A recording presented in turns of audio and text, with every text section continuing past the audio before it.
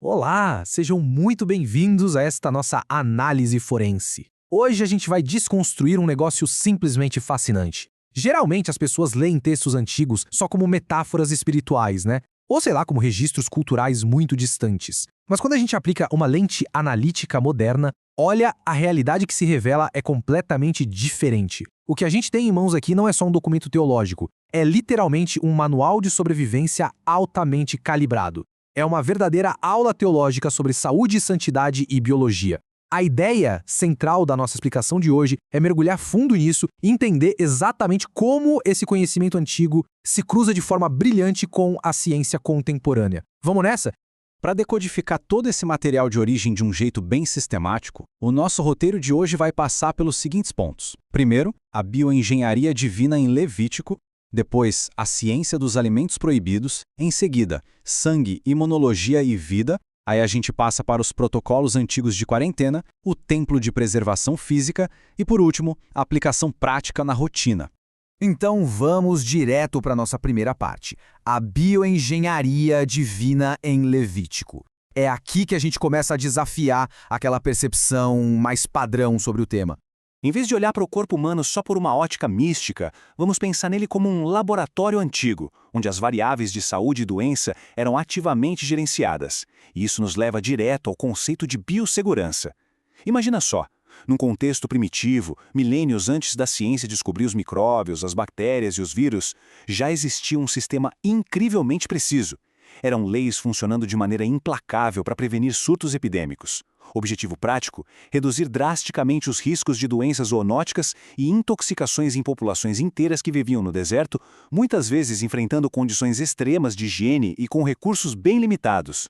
E a grande sacada aqui, o que é realmente brilhante, é perceber que esses textos, que sempre foram interpretados como algo puramente espiritual, na prática, funcionavam como uma legislação rigorosíssima de saúde pública. O livro de Levítico atua como um verdadeiro manual de sobrevivência focado total em evitar patógenos e preservar a saúde de todos. É basicamente uma instrução divina voltada para a santidade que servia, ao mesmo tempo, como um escudo biológico impenetrável. Sensacional, não é? O que nos leva para a nossa segunda parte, a ciência dos alimentos proibidos. Agora é a hora de pegar aquelas restrições alimentares antigas e analisar com todo o rigor da ciência moderna dos alimentos. Quando a gente coloca lado a lado os alimentos proibidos no texto antigo e os riscos biológicos comprovados hoje, a correlação é simplesmente fascinante. Pensa nos porcos ou nos frutos do mar, que eram rigorosamente proibidos. Hoje a gente sabe perfeitamente o porquê. O consumo de carne de porco sem o cozimento adequado ou sem métodos modernos de conservação é um vetor clássico super conhecido para parasitas severos e zoonoses. Já os frutos do mar, especialmente aqueles animais que ficam lá no fundo do oceano filtrando a água, têm uma facilidade enorme para acumular toxinas ambientais e metais pesados. Ou seja, evitar esses animais específicos não era só uma regrinha arbitrária, de jeito nenhum. Era uma estratégia cirúrgica para mitigar a contaminação biológica num mundo que, vamos lembrar, não tinha geladeira e muito menos antibióticos.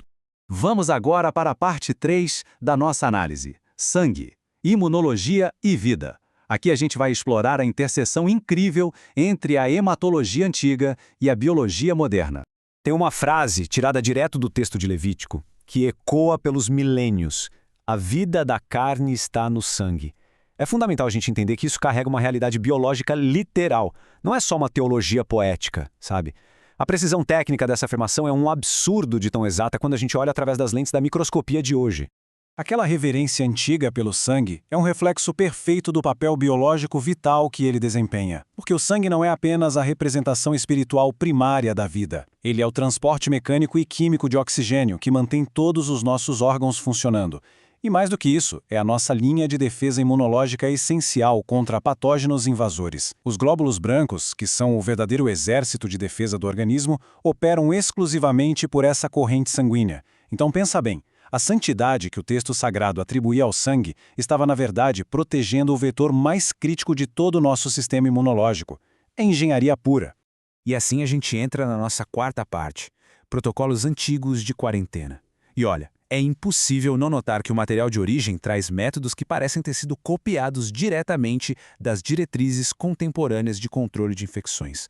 Existe uma linha do tempo da quarentena ali que é super clara e sequencial. Primeiro, acontece a exposição, que é o contato com o risco biológico. Imediatamente depois disso, entra a fase de isolamento, garantindo a separação física completa da comunidade. Aí vem um período de observação rigorosa dos sintomas, que na época podia durar semanas, e só depois de tudo isso, através de uma lavagem e purificação profundas, é que rolava a reintegração segura da pessoa à rotina. A gente consegue traçar uma linha reta inegável entre essas antigas regras de pureza e os protocolos de isolamento epidemiológico que a medicina de hoje usa para conter pandemias. O princípio é exatamente o mesmo.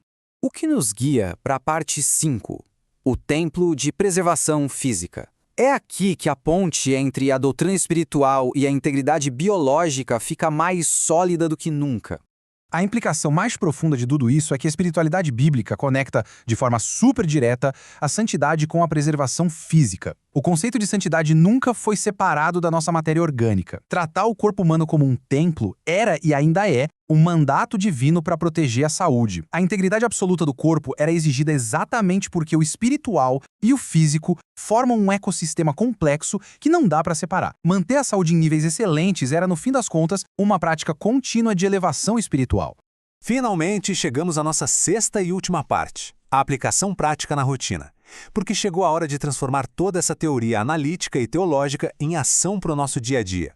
O mais legal de tudo é ver como esses princípios de biossegurança de milhares de anos atrás podem virar hábitos modernos práticos para melhorar nossa saúde. E a gente resume isso em 3 passos vitais. Primeiro, lavagem e higiene. Manter aquela limpeza diária rigorosa, como lavar as mãos de forma estratégica antes de comer ou de tocar no rosto, ainda é a nossa primeiríssima linha de defesa contra micróbios invisíveis. Segundo, o isolamento. Se afastar do trabalho e da comunidade quando a gente fica doente não é só uma questão de boa educação, gente. É uma tática milenar para impedir que o sistema de saúde entre em colapso. E terceiro, o cuidado alimentar. Ter um rigor absoluto no preparo e consumo da nossa comida para evitar aquela contaminação cruzada que os textos antigos já tentavam barrar lá atrás. Para sintetizar toda essa nossa jornada de hoje, a conclusão que fica é a de um sistema que é magistralmente integrado. A proteção biológica e a proteção espiritual simplesmente não são coisas separadas no material original. Elas se unem, se complementam de um jeito incrível para garantir a fé, a resiliência física e a sobrevivência a longo prazo da humanidade ao longo de tantas eras. É onde a instrução textual e a bioengenharia convergem numa perfeição que é, no mínimo, admirável.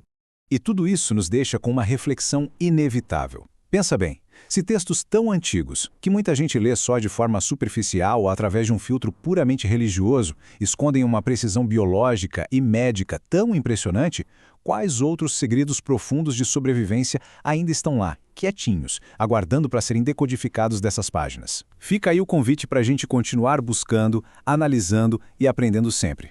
Muito obrigado por acompanhar mais esta explicação e até a nossa próxima análise forense.